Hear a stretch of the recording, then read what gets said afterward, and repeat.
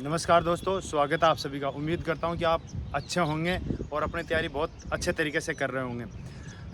तो पिछले काफ़ी दिनों से जब से फॉर्म स्टार्ट हुए राजस्थान पुलिस के, तो बच्चों के काफ़ी मैसेज आ रहे हैं कि सर फॉर्म कहाँ से भरें, कहाँ से लगाएं। जैसा कि मैंने आपको पहले भी बता दिया था कि ये कोई नहीं बता सकता आपको कि प्रॉपर यहाँ से फॉर्म लगा दो। एक अनुमान लगा सकते हैं छोटा मोटा। तो मैंने पहले भी जैसा बताया था कि फॉर्म आप, पहली बात तो हर जगह सीटों का कोई बहुत ज़्यादा अंतर होता नहीं है, 4-5 सीटों का अंतर होता है ना। कैटेगरी वाइज अपन देखते हैं तो कहीं 15 हैं, कहीं 20 हैं, कहीं 17 है, इस तरीके से सीटें हैं, है ना। तो इतना कोई ज़्यादा लोड लेने की ज़रूरत नहीं है। तो आप फॉर्म वहाँ से ही लगाए जो आपके नज़दीक का एरिया है ना। कि मैं आपको बता दूंगा कि आप डूंगरपुर से लगा दो, आप रहने वाले जैसलमेर के हो, तो उससे कोई मतलब नहीं है। क्योंकि जब आप ड्यूटी करोगे, जॉब में जाओगे, तो उसमें बहुत चीज़ें आपको सामना करनी पड़ती हैं। तो आप अपने स्वविवेक से अपने आसपास का जो भी ज़िला है जिसमें सीटें ठीक ठाक हैं, मतलब कहीं सीटें ऐसे भी है जहाँ कहीं कैटेगरी जैसे ओबीसी कैटेगरी है तो उसकी सीटें हैं ही नहीं कहीं कई कई जगह। तो इस तरीके से अपने को खुद को ही देखना है। दूसरी चीज़, काफ़ी बच्चे, मेरी 1-2 बच्चों से फ़ोन पे बात भी हुई है कि सर हमने कैटेगरी गलत लगा दी है, तो क्या करें। तो देखो, करेक्शन आता है, हम करेक्शन खुलेगा, लेकिन मुझे जहाँ तक है कि आप कैटेगरी के और एजुकेशन के करेक्शन नहीं खुलते हैं। अपन नाम, पिताजी का नाम, ये चीज़ें करेक्शन कर सकते हैं, छोटा मोटा जो नाम में गलतियाँ होती हैं वगैरह वगैरह, है ना। तो उस कंडीशन में आपके पास ये है कि यदि आप जनरल से एग्ज़ाम फाइट करते हो तो आपको कोई प्रॉब्लम नहीं होगी।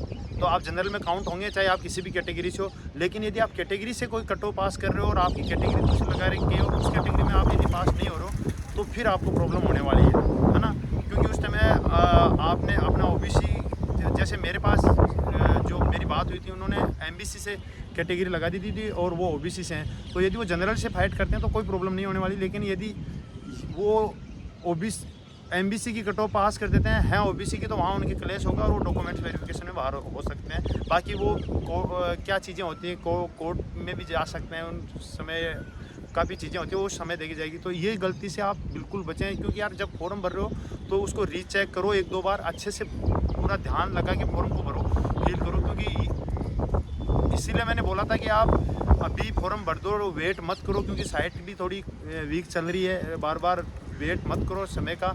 अभी आप पहले फॉर्म भर दो, फिर अच्छे से अपनी तैयारी में लग जाओ, क्योंकि अब समय बहुत नज़दीक आ गया, एग्ज़ाम का कोई बहुत ज़्यादा समय बचा नहीं है। तीसरी चीज़, बहुत से बच्चे, अभी मेरी बात हो रही है तो वो बता रहे हैं कि सर अभी टेस्ट स्टार्ट नहीं किया, सिलेबस नहीं हुआ। मैं आपको बता देता हूँ, सिलेबस कंप्लीट कभी नहीं होगा, कभी भी कंप्लीट नहीं होता है सिलेबस। ना किसी का कंप्लीट हुआ है, ना किसी का होगा। ये सिलेबस ऐसे ही चलता रहेगा। आप टेस्ट सीरीज़ लगाना स्टार्ट करो, अपना एनालिसिस करना स्टार्ट करो, अपने जो टॉपिक जिनका वेटेज हाई रहता है एग्ज़ाम में, उनको एनालिसिस करो, उसमें आप कहाँ वीक हो रहे हो उनको अच्छे से तैयार करो, है ना। जब तक आप टेस्ट नहीं लगाओगे, अपने आप को नहीं आंकोगे।